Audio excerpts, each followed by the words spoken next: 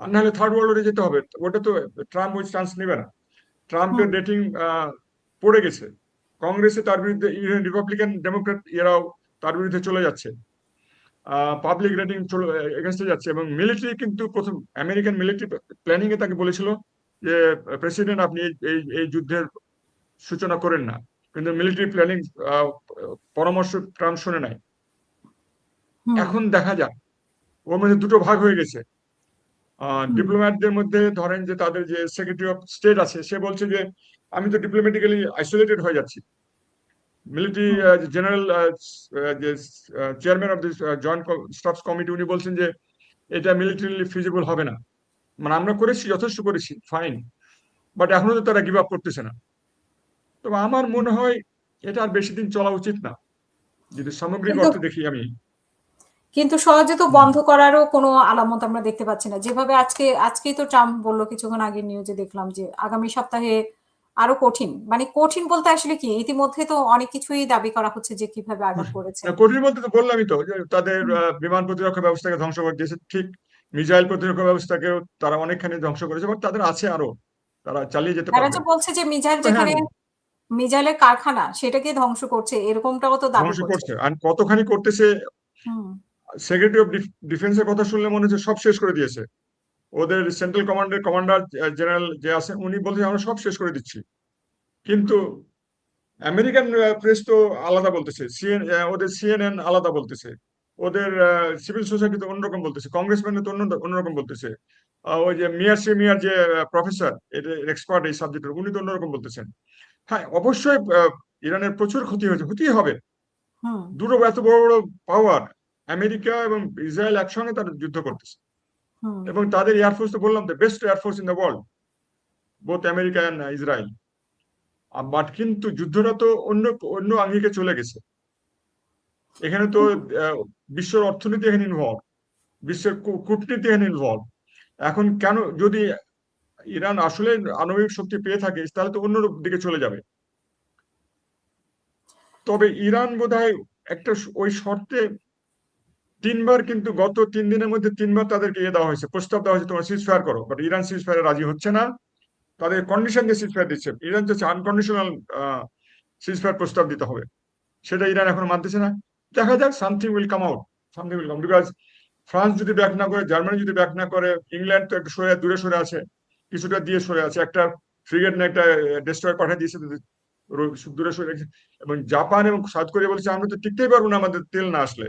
এবং Japan, south Korea আমেরিকার জন্য অনেক অনেক অনেক অনেক দরকার। চীন তো এটা মেনে নিচ্ছে না। চীনের তো এনার্জি ছাড়া চীন চলতেই পারবে না। একদিন এনার্জি বন্ধ থাকলে চীনের এত এনার্জি দরকার, চীন একমাত্র কান্ট্রি যার নিজস্ব কোনো তেল না। রাশিয়া তেল, এখানে লাভবান হচ্ছে রাশিয়া, রাশিয়া তেল বিক্রি করে টাকা পাচ্ছে, হুম বুঝছেন। এবং চীন তো, এখন মানে চীন তো সহযোগিতা করতেছে ইরানকে। তো আজকে আমরা করতেছে, দেখলাম করেছে। ইউর এআইও রাইট, ব্যবহার করছে ঠিক তাদের বলেছে। ড্রোনের সাথে, দেখলাম যে জি অত্যাধুনিক। জি জি, কারেক্ট কারেক্ট। হুম সুপারসোনিক মিসাইল তাদেরকে দিয়েছে। তারপরে ইন্ডিপেন্ডেন্টলি টার্গেটেড মিসাইলস বলে এটাকে, মানে একসঙ্গে অনেকগুলা মিসাইল বের হবে এবং তার বিভিন্ন টার্গেটে চলে যাবে। হুম ওইটা হচ্ছে। তো স্যার, এখন আপনি দেখেছেন যে সৌদি আরবে যে আজকে, মানে গতকালকে বেশ, মানে কেঁপে উঠেছে বা অনেক ভাবে আঘাত হয়েছে, করা হয়েছে। তো কিন্তু সেখানে সৌদি আরবিয়া আবার মধ্যপ্রাচ্য বলতেছে, থেকে। হুম আজকে ট্রাম্পের সাথে সৌদি প্রিন্সের কথা হয়েছে টেলিফোনে। তো সৌদি প্রিন্স বলছে যে আমি তোমার জন্য এত কিছু করতেছি, আর তখন সৌদি প্রিন্স বলছেন আমি এখন ইরানের সাথে যোগাযোগ করেছি, বলে কি রকম তোমাকে আমি এত কিছু করে দিলাম, বলে তুমি তো যুদ্ধ শুরু করার আগে আমার সাথে আলাপ করো না, বলে টেলিফোন নাকি ছুঁড়ে ফেলে দিয়েছে ট্রাম্প। এটা আমি একটা কমেন্টরি শুনতেছিলাম, সেখানে এরকম মনে হলো আর কি। ভিতরকার খবরটা এরকম, ট্রাম্প এটাকে এখন তার প্রেস্টিজ ইস্যু নিয়ে ধরে ধরে ফেলছে। আমেরিকা হারতে পারে না, আমেরিকা মেনে নিতে পারে না, এটা এরকম ব্যাপারটা। ইরানও বোধহয় এরকম হয়েছে, বাট একটা মাঝখানে একটা কিছু আসবে। ইরান আর কতদিন চালাতে পারবে? ইরান সাহায্য সহযোগিতা কিছু পাচ্ছে, খাবার পাচ্ছে আজারবাইজান থেকে, কিছু এডস আসতেছে, আমার মনে হয় ভিতর ভিতর লাইন রোড কানেকশন আছে তাদের, রাশিয়া থেকেও আছে, চীন থেকে আছে, পাকিস্তান থেকে আছে। বাট এটা এখন দুই সাইডের একটা মানে ক্লান্ত করে ফেলেছে, দুই সাইডকে এখন ক্লান্ত করে ফেলেছে। তার এই মার্কিনিরা যে দাবি করছে, মার্কিন এবং ইসরায়েল যে দাবি করছে ইরানের অন্তত ১,৫০০ জনকে তারা নিহত করেছে। এটা কতটা সত্য বলে আপনি মনে করেন? আর তাছাড়া এটা সত্যি, এটা আমি মানতে রাজি আছি। ১,৫০০ মারা গেছে, সিভিলিয়ান মারা গেছে তো অনেক, হুম, মারা গেছে অনেক। তো সেভাবে বিকজ তো তাদের আমরা শহরে দেখতে পাচ্ছি যে যুক্তরাষ্ট্রেরও মারা গেছে। যুক্তরাষ্ট্রের অনেক সৈন্য।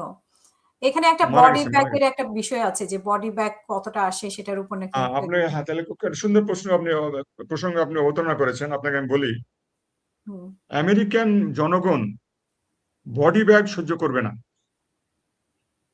মানে এটা ভিয়েতনাম যুদ্ধ থেকে এটা শুরু হয়েছে। ভিয়েতনাম যুদ্ধের সময় প্রচুর বডি ব্যাগ যেত আমেরিকাতে। এটা তারপরে ভিয়েতনাম যুদ্ধ বন্ধ করতে বাধ্য হয়েছিল তখন প্রেসিডেন্ট জনসন। হুম, আমেরিকান জনগণের যে মৃত্যু, কফিন আসবে দেশে, এটা মানতে রাজি না। দেখেন, ইরাকে কিন্তু বডি ব্যাগ গেছে। তারপরে এই যে আফগানিস্তানে এখন তো তারা ফুড সোলজার কোথাও দিচ্ছে না, শুধু এয়ারফোর্স দিয়ে, নেভি দিয়ে, এবং আরো ইন্টেলিজেন্স বা স্পেস স্যাটেলাইট, এগুলো দিয়ে তারা যুদ্ধ করার, সেটা দিয়ে কিন্তু একটা দেশকে দখল করা যায় না। এখনো তারা ভয় পাচ্ছে স্পেশাল ফোর্স তারা পাঠাবে কিনা, চিন্তা করতেছে।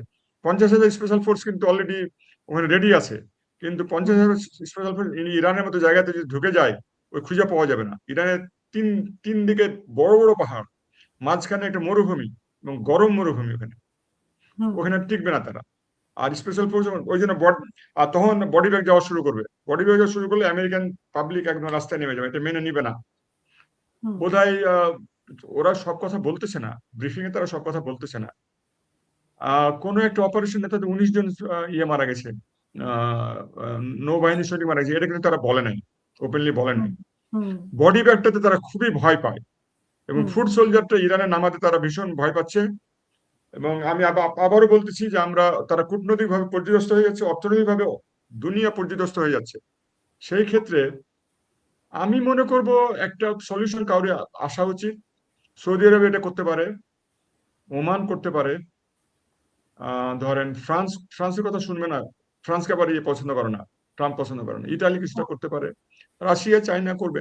এবং ট্রাম্প তো ৩১ তারিখে যাচ্ছে চায়না ভিজিটে। আমার ধারণা এটা একটা আমার ধারণা, হুম, আমার অ্যাসেসমেন্ট বলে যে ৩১ তারিখে চায়না যাওয়ার হয়তো একটা কিছু একটা হওয়া উচিত।